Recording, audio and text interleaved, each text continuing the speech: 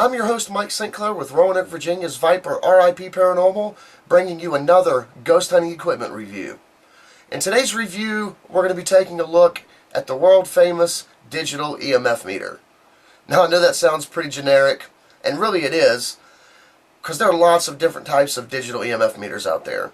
But we're talking about one in particular. Now, this EMF meter is very popular among paranormal investigators, and if you've ever watched a ghost hunting show on television, or you're a paranormal investigator, there's a good chance that you've seen one, or possibly even used one.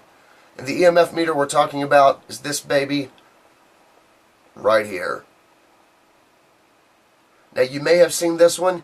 You may have seen ones made by other manufacturers. There are several different types of these. This is an X-Tech, I believe that's how you say it. And there's also a Lutron makes one, and there are some others. I've used several different ones, and to the best of my knowledge, they're all pretty much the same, so that's what we're going off of for this video. So if you guys are ready, let's take a closer look at this bad boy, give you some pros and cons, and tell you if we recommend it.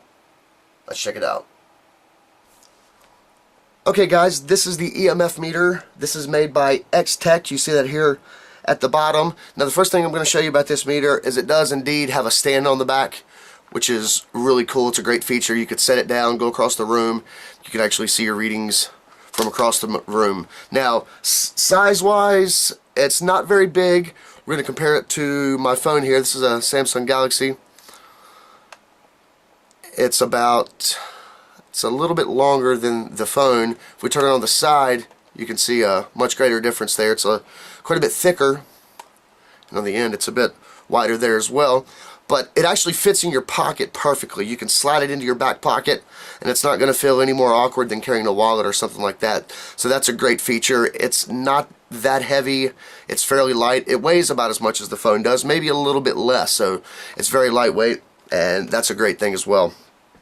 Now, here on the front, we have our digital display. This is measuring Gauss or milligauss. Now, here below this, you see a switch that switches from Gauss to Tesla. Now, watch the dot on the numbers there.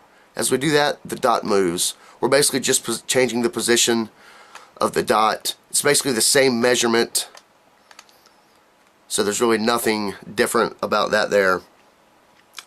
You see a little thing here that says the sensor. Now, I wondered why it said sensor there, so I took it apart. Come to find out, that's where the sensor is. So that's where the magnetic sensor is. It's right in the middle. I don't know whether it's measuring from the bottom, the top, or both, but it very well could be measuring from both sides as well. Now, to the best of my knowledge, this is identical to the ones with other manufacturers' names on it. They could be different, I don't know, but I've used several of them, and they all seem to perform the same, so I'm pretty sure these are all exactly identical. Now, this measures from 30 to 300 hertz. You actually see that there at the bottom. ELF frequency, extremely low frequency. And this particular unit is black. I've seen green ones. I'm sure they have other colors as well, but black seems to be the more common one. Now, this meter is pretty accurate for the price. As you can see, it is very sensitive. Like most EMF meters, you see just that small movement is making that reading go up. So if you're using this on an investigation, you want to be very, very fluent with it. I have a few videos talking about how to properly use your EMF meters. I would encourage you to check those out if you're new to paranormal investigation.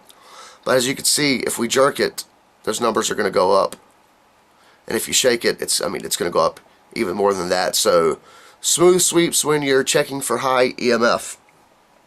Now, the price, how much is this thing? Well, that's the weird thing. I've seen this from anywhere from $40 to $140. Now, that seems to be a pretty big price range there, and it could be because one brand is superior to the other. I do not know. That is a possibility, but it seems to me like a $100 price difference is a bit. Now, if you're going to buy this, expect to pay about $70, give or take, for it.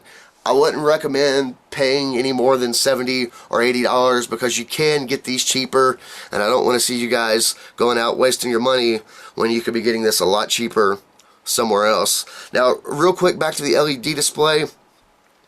One thing you want to note, that this does not light up. So if you're investigating in the dark or using this in the dark, you're going to need some type of illumination, such as a flashlight or something like that. You can read it through your infrared camera.